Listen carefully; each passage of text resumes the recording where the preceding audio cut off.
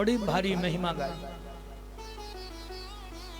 ऐसे ऐसे पतितों को पावन बना देने वाली ये श्रीमद् भागवत है। श्रीमद् भागवत में 1,76,000 शब्द बताए गए। 29 छंदों में श्रीमद् भागवत का निर्माण है। श्रीमद् भागवत में कई संवाद हैं। इसी कथा को सनक सनंदन सनातन सनत कुमार इन 4 ऋषियों ने देव ऋषि नारद जी को सुनाया। गंगा द्वार आनंद नाम के वन में, गंगा जी के तट पर, हरिद्वार में, हरिद्वार, हरद्वार, ब्रह्म द्वार, मोक्ष द्वार, और पुरियों में हरिद्वार को मायापुरी कहते हैं। हरिद्वार के कई नाम हैं। सप्तपुरियों में हरिद्वार आता है, इसको मायापुरी कहते हैं। तो यहां भक्ति माता के कष्ट की निवृत्ति हुई। इसी भागवत कथा को गोकर्ण जी महाराज ने धुंध कार्य के लिए किया। इसका अनुष्ठान धुंध कार्य को प्रेतत्व से निवृत्ति हुई। इसी भागवत महापुराण कथा को श्री सुखदेव जी महाराज ने राजा परीक्षित के लिए इसका अनुष्ठान किया। महाराज परीक्षित को परम गति प्राप्त हुई। इसी कथा को मैत्रेय मुनि ने विदुर जी महाराज को सुनाया, परमानंद की प्राप्ति हुई। इसी कथा को देवऋषि नारद ने युधिष्ठिर जी को सुनाया, उनकी शंकाओं का समाधान हुआ।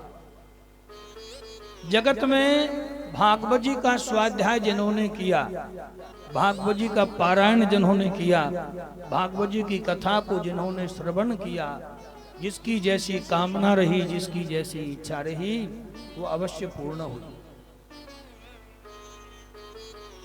बड़े बड़े ज्ञानियों ने, बड़े बड़े ध्यानियों ने श्रीमद् भागवत कथा को कालांतर में गाया।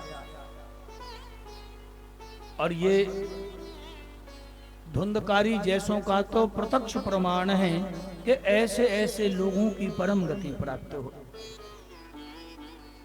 ये भागवत। आइए अपने मन को लेके चल रहे हैं। पूर्व प्रसंग में नेमी सारण्य में 88,000 ऋषि विराजमान है। सूत जी महाराज बैठे हैं, कथा चल रही है। 1000 वर्ष तक कथा चली। वहीं नेमी सारण्य में गोमती जी का तट है। गोमती नदी नेमी सारण्य से बहती है। वहीं चक्र तीर्थ है। अभी अभी हम दिसंबर में कथा करके ही लौटे हैं। 27 दिसंबर से 3 जनवरी तक कथा नेमी सारण्य में थी, श्री सत्यनारायण धाम में, गोमती मार्ग में।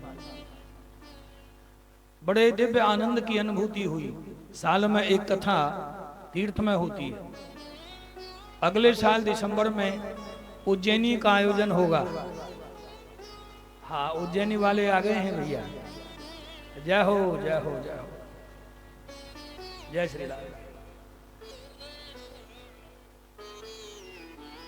आइए जी, आप सभी का स्वागत है।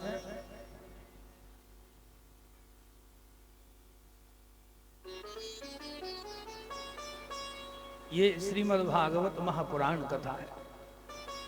तो 88,000 ऋषियों की तरफ से श्री सोनक जी महाराज प्रधान श्रोता बनके 88,000 ऋषियों का प्रतिनिधित्व कर रहे।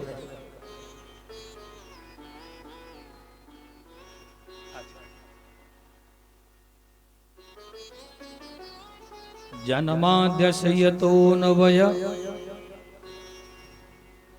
जन्माद्यसयतो नवयादितर्थस्थार्थेष्वभिज्ञस्वराट् तेने ब्रह्म हृदयादि कवये मुह्यन्ति यत् सूरयः तेजो वार्यमृधाम यथा विनिमयो यत्र त्रिसर्गो मृषा धामना स्वेन सदा निरस्ति कुहिकं सत्यं परम धीमहि।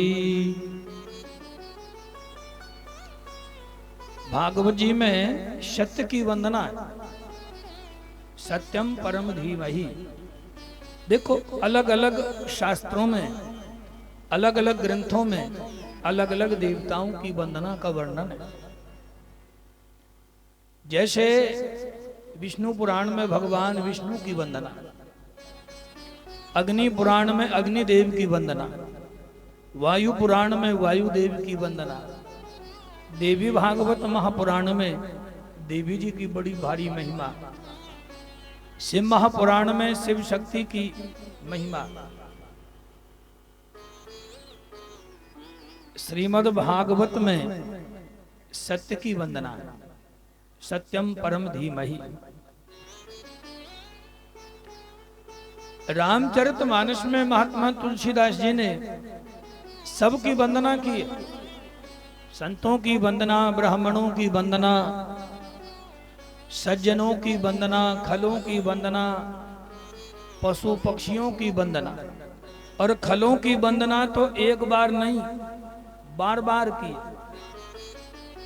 बहुरी वृंद गण खल सत भाई, सच्चे हृदय से खलों की वंदना की तुलसीदास जी। क्योंकि सज्जन तो एक ही बार में मान जाते हैं, लेकिन दुर्जन एक बार में नहीं मानते, बार बार मनाना पड़ता। लेकिन सत्य की वंदना करने से जगत के जितने जीव हैं, जितने प्राणी हैं, सबका बंधन हो गया। सत्य की वंदना करें। तो शौनक जी महाराज ने सूत जी से कुछ प्रश्न किए। हमारे जितने शास्त्र हैं उनमें प्रश्न और उत्तर है। प्रश्न माने जिज्ञासा, उत्तर माने समाधान। प्रश्न किया तो उसका समाधान निकल के आए। तो प्रश्न किया है, किम श्रेयः, भगवान जीवन में श्रेष्ठ साधन क्या है? शास्त्र सारः, शास्त्रों का सार क्या है? क्योंकि हम जानते हैं इस कलिक काल में प्राणी शास्त्रों का स्वाध्याय करे तो माहौल ऐसा है और बुद्धि में उतनी पावर नहीं रह गई। कामनाओं के अधीन होकर के मलिनता आ गई है। अनेक प्रकार की इच्छाएं घेरे रह रही हैं। तो पढ़ते हैं तो समझ आता नहीं, उल्टा और प्राणी भटक जाता है। महाराज इतना बस बताइए कि शास्त्रों का सार क्या है? का स्व अवतार प्रयोजनम, भगवान के अवतार लेने का प्रयोजन क्या है? किम कर्म केशव अवतारस्य, भगवान अवतार लेके करते क्या है? उनकी कौन कौन सी लीलाएं हैं, कौन कौन से कर्म हैं, और भगवान किसके लिए जगत में आते हैं, ये बताइए। और भगवान की ऐसी कथाओं में कौन सा रस है जिसे पीने के लिए भगवान के प्रिय प्रेमी भक्त हमेशा तैयार रहते हैं। धर्मः कम शरणम गतः, और महाराज जब भगवान धर्म की स्थापना करके स्वधाम चले जाते हैं तो धर्म किसकी शरण में जाता है, ये भी हमें बताइए। इत्येत सूत मुदिस्य षट प्रश्ना मुनि भी कृता। शौनक जी महाराज ने सूत जी महाराज से ये प्रश्न किए। तो शौनक जी के प्रश्न सुनकर के ही सूत जी महाराज बड़े प्रसन्न हुए। बोले, ऋषियों, शास्त्र के प्रति, भगवान के प्रति और मेरे प्रति इतना अनन्य प्रेम, अनन्य भाव देख करके तो मन में ऐसा भाव हो रहा है कि आज हम तुम्हें समस्त शास्त्रों का सार ही सुनाने जा रहे हैं। तो सावधान होकर सुनना। ये जो भागवत कथा है ये कथा ही नहीं है, ये भगवान की अनंत कथाओं का सार है। कथा तो महाभारत ग्रंथ है, कथाओं का अंत ही नहीं। ये तो कथाओं का सार है।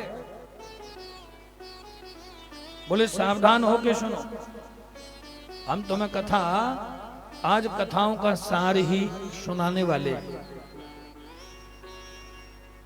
ठीक है महाराज। तो जितने ऋषि मुनि बैठे वो सब सावधान हो गए। तो सूत जी महाराज ने करके अपने गुरु जी के पुत्र सुखदेव जी की चरण वंदना करी। यम प्रव्रजन्तु मनुपेतम पेत कृत्यम द्वैपायनो विरह कातर्याजुहाव पौत्रेति तन्मयतया तर्वोऽभिनेदुस्तम् शर्वभूत हृदयं मुनिमानितोष्मि।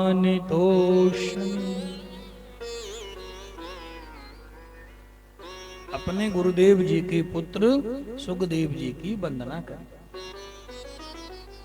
सूत जी महाराज कथा शुरू करने वाले थे तो सोनक जी ने हाथ जोड़ के पूछ लिया कि महाराज आपने किसका ध्यान किया? तो सूत जी बोले मेरे गुरु जी के पुत्र हैं तो मैं भी गुरु समान ही मानता हूं, जिन्होंने अपनी माता जी के गर्भ में से 12 वर्ष में जन्म लिया और 12 वर्ष में जब जन्म लेके जगत में कदम रखा तो वैराग्य को माता के गर्भ से ही धारण करके जगत में आए।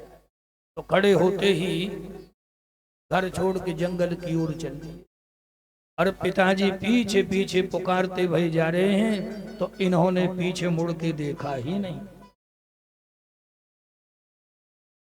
तो सोनक जी हाथ जोड़ के बोले भगवान बालक का जन्म तो प्राय 9-10 महीने में हो जाता है, ये 12 साल तक मैया के गर्भ में बैठे रहे तो अवश्य कोई न कोई कारण है। महाराज ये कथा ये लीला आप हमें सुनाए।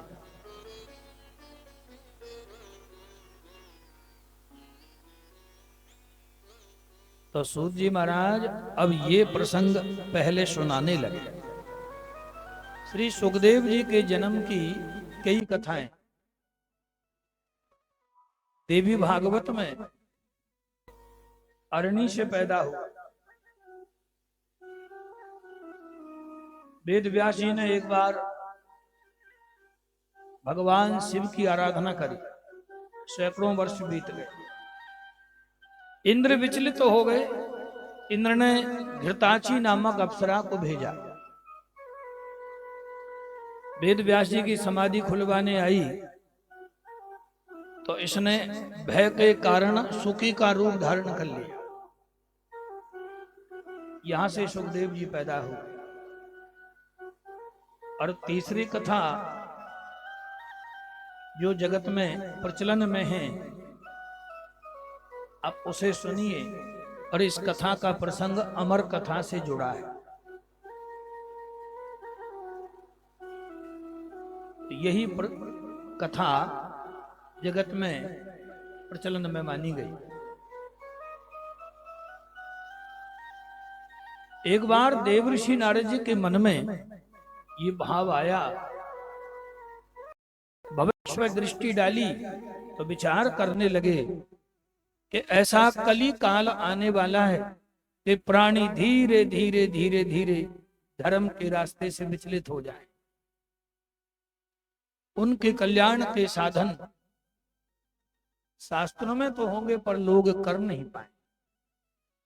तो ऐसा कोई कल्याणकारी साधन प्रकट होवे तो ये कार्य तब संभव हो सकता है जब भगवान शिव की कृपा हो जाए। देवऋषि नारद वीणा बजाते हुए शिव के धाम कैलाश पर पहुंच जाते। वैसे तो कंकर कंकर में शंकर है और भगवान शिव का निवास 4 जगह। सबसे पहला काशी में। धरती पे जब दुनिया बनाई तो काशी और अयोध्या ये 2 पूरी सबसे पहले बसाई। काशी भगवान शिव ने अपने रहने के लिए बनाई। इसका नाम है आनंद वन। काशी के कई नाम, काशी, बनारस, वाराणसी, इसके अलग नाम पड़ गए।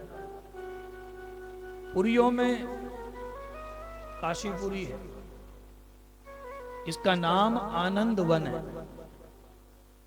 तो भगवान शिव का निवास काशी में, काशी ज्ञान का क्षेत्र है, विद्या का क्षेत्र काशी माना गया। पूर्व काल में विदेशों से बच्चे पढ़ने भारत में आया करते थे। अब उल्टा हो रहा है, भारत के बच्चे विदेश जा रहे हैं पढ़ने। पहले गुरुकुल परंपरा थी ऋषि मुनियों के कालखंड में, तो बाहर कहीं शिक्षा नहीं थी। शास्त्रीय शिक्षा पद्धति भारतवर्ष में थी और गुरुकुल परंपरा में थी, गुरु शिष्य परंपरा में चलती आ रही थी। पुस्तकें नहीं थी, उतनी साधन नहीं थे। तो पेड़ों की जो छाल होती है जिसे भोजपत्र कहते हैं, ये ग्रंथ भी उस कागज पे लिखे हुए थे।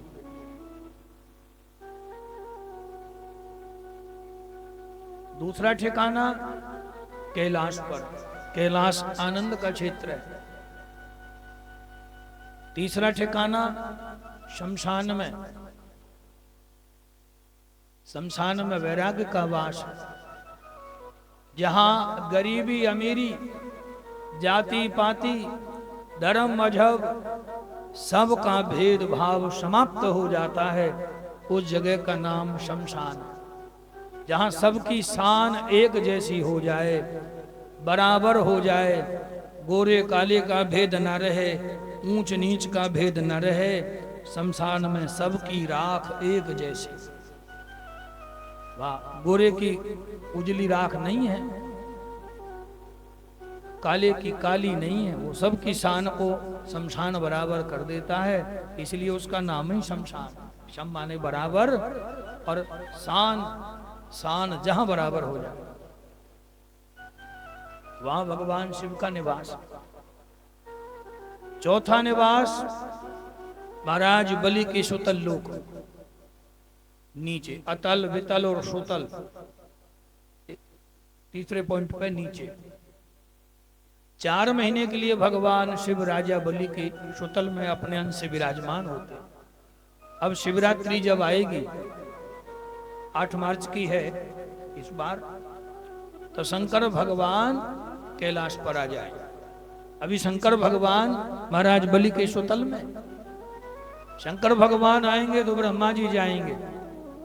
4 महीने ब्रह्मा जी रहेंगे अपने अंश से, और ब्रह्मा जी जब आ जाएंगे तो भगवान विष्णु जाएंगे, वो 4 महीने रहेंगे। तीनों देवता अपने अपने स्वरूपों में अपने अपने अंश से महाराज बलि के सुतल में निवास करते। देवर्षि नारद गए हैं कैलाश पर। कैलाश पर पहुंचे तो भगवान शिव तो रोजाना भगवान की कथा सुनने चले जाते हैं। शंकर भगवान 1 नंबर के कथा श्रोता हैं। शंकर भगवान 1 नंबर के कथा वक्ता हैं। शंकर भगवान ही भगवान की कथा के आदि रचयिता हैं। ये तीनों विशेषताएं भगवान शिव की हैं। कथा रची भी भगवान शिव ने और कथा सुनाई भी भगवान शिव ने। याज्ञवल्क्य जी महाराज ने भगवान शिव से कथा सुनी, शिव से कथा वाचना सीखा तो कथा वक्ता बने। कागभूषण जी को उत्तराखंड में नीलगिरी पर्वत के ऊपर कथा सुनाते सुनाते 27 कल्प बीत गए। तो एक कागभूषण जी भगवान शिव से कथावाचक बने हैं। ये तीनों विशेषताएं भगवान शिव के अंदर है। कोई वक्ता बहुत बढ़िया है, कोई श्रोता बहुत बढ़िया, किसी को सुनने में आनंद आता है, किसी को सुनाने में, और किसी को खाने में, किसी को बढ़िया पहनने में, किसी को शान शौकत में, अलग अलग अनुभव है। तो तीनों विशेषताएं भगवान शिव की हैं। कथा बनाई भी भगवान शिव ने, और कथा वक्ता भी भगवान शिव, और कथा श्रोता भी भगवान शिव। तो भगवान शिव रोज कथा सुनने जाया करते थे। उस कालखंड में 2 जगह निरंतर कथा चलती थी। एक गोदावरी नदी के तट पर कुंभज ऋषि के आश्रम में, और दूसरा ठिकाना नीलगिरी पर्वत के ऊपर कागभुचुंड जी के आश्रम में। भोले बाबा कथा सुनने चले गए, रोजाना जाते। अच्छा, कथा क्यों सुननी चाहिए? सुनने से होता क्या है? जो निरंतर कथा का श्रोता है, जो डेली कथा सुनता है, सुनते रहते हैं, और जिन्हें कथा सुनने का सौभाग्य मिलता रहता है, साल में 6 महीने में, 2 महीने में, 4 महीने। ये कथा ऐसी चीज नहीं है कि 10-5 साल में एक आध बार सुनो। ये तो कथा निरंतर की चीज है। तो क्या होगा? जो कथा निरंतर सुनता रहता है, उसके हृदय में धीरे धीरे कुभाव मिट जाता है, और हृदय में प्रेम भाव भर जाता है। ये कथा कुभाव को मिटाती है और प्रेम भाव भर देती है, और 60 व्यक्तियों को भगवान की कथा सुधार देती है। 60 सुधरई सत संगति पाई, पारस परस कुधात सोहाई। 60 व्यक्ति रोज कथा में जाए और कथा सुने तो धीरे धीरे धीरे धीरे वो सुधर जाता है। बिगड़े हुए को कथा सुधारती है, परंतु कथा में आना तो पड़ेगा। मर्द कोई बन गई, बीमारी बन गई, तो उसकी दवाई लेने के लिए डॉक्टर साहब के पास तो जाना ही पड़ेगा, अस्पताल भी जाना पड़ेगा, और डॉक्टर साहब जो दवाई देंगे वो दवाई भी खानी पड़ेगी कि खाली दवाई का टैबलेट का पत्ता देख लो, दर्शन कर लो और ठीक हो जाए मर्द। दवाई भीतर जाएगी, टाइम पे परहेज करोगे, ठीक हो जाएगी। बस इस कथा में यही है कि तुम्हें जहां कथा सुनने को मिल जाए, गली में मिले, गांव में मिले, मोहल्ले में मिले, रिश्तेदारी में मिले, पड़ोस में मिले, कथा जरूर सुनो। कोई ये कहे महाराज फुर्सत नहीं मिलती काम काज से, भला काम छोड़ता किसको है? जब तक तुम काम के रहोगे, तुम्हारे शरीर में सामर्थ्य रहेगी, दुनिया में कोई तुम्हें छोड़ेगा नहीं। काम तुम्हें जब छोड़ेगा, जिस दिन तुम काम के ना रहोगे, काम करने लायक ना रहोगे, काम करने की स्थिति में नहीं रहोगे, तब काम भी तुम्हें छोड़ देगा। इसलिए भगवान की कथा सुनो अपने कल्याण के लिए। कल मैंने बताया, कथा केवल मनोरंजन के भाव से नहीं सुननी चाहिए, टाइम पास करने के भाव से कथा नहीं सुननी चाहिए। कथा आत्म कल्याण का साधन है जगत में, और जब आत्म कल्याण के साधन ही मौजूद हैं, तो भारतवर्ष में रह के भी लोग आत्म कल्याण का उपाय न करें, तो इनसे बड़ा अभागा फिर कौन है? कोई साधन ही नहीं होता, तब तो मजबूरी थी, क्या करें। लेकिन इतने साधन भारतवर्ष में प्राप्त हो रहे हैं, ये भगवान की अनंत कृपा है।